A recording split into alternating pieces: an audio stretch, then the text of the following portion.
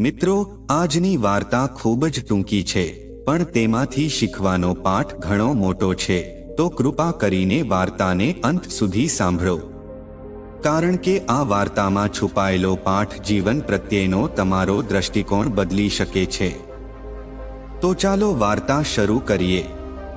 એક શ્રીમંત પરિવારની દીકરીના લગ્ન યોગ્ય પરિવારમાં થાય છે. છોકરો શિક્ષિત હતો અને ખૂબ જ સુંદર હતો, પણ તે સાવ બેરોજગાર હતો. જો કે પરિવારની આર્થિક સ્થિતિ ખૂબ સારી હતી. કોઈ પણ વસ્તુની કમી નહોતી, જેના કારણે છોકરાના માતાપિતાએ તેને કોઈ કામ કરવાનું કહ્યું નહીં. અને તેઓ કહેતા કે દીકરા, તું અમારું એકમાત્ર સંતાન છે.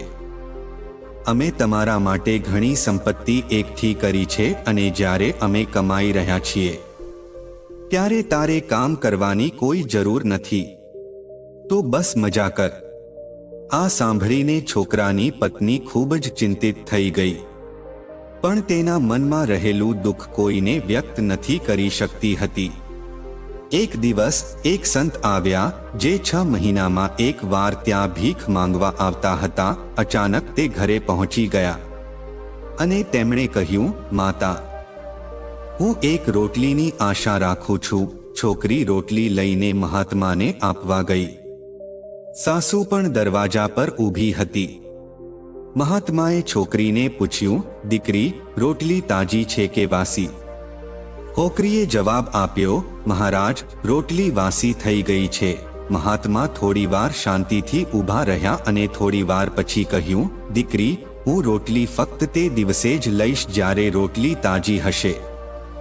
આટલું કહીને મહાત્મા પાછા ફર્યા અને ચાલ્યા ગયા.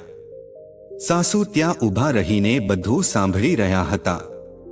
સાસુએ પુત્રવધૂની વાત સાંભળતા જ ગુસ્સામાં કહ્યું કે તાજી રોટલી પણ તને વાસી લાગે છે, તો અમારું નાક કાપવાનો પ્રયાસ કરી રહી છું.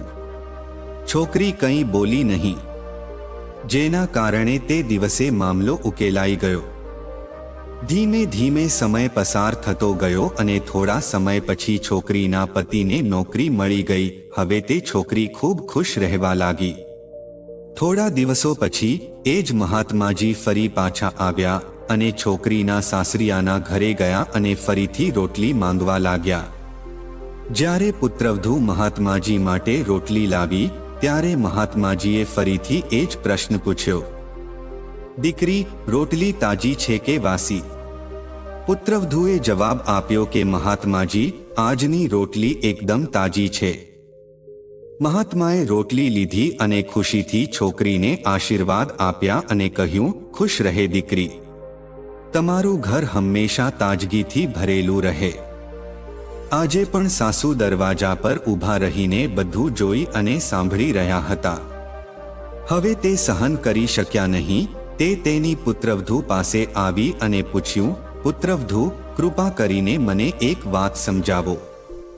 તે દિવસે પણ રોટલી તાજી હતી અને આજે પણ તાજી છે, તો પછી તમે તે દિવસે તાજી રોટલીને વાસી કેમ કહી?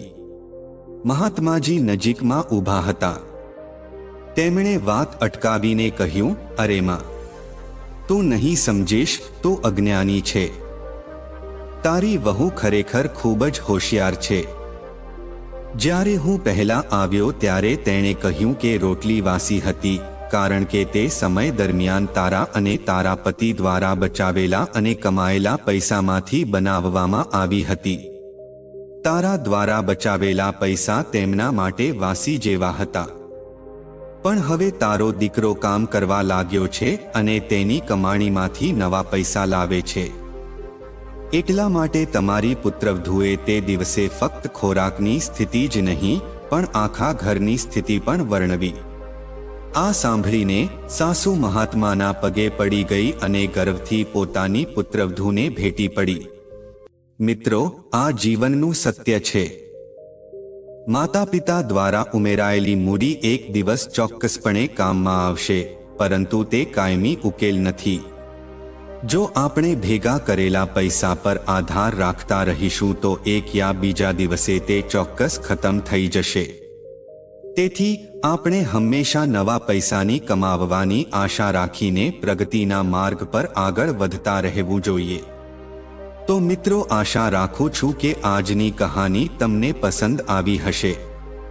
તો વિડીયોને એક લાઈક જરૂર કરી દેજો અને અમારી YouTube ચેનલને સબસ્ક્રાઇબ કરવાનું ભૂલતા નહીં. મળીએ જલ્દી એક નવી કહાનીમાં.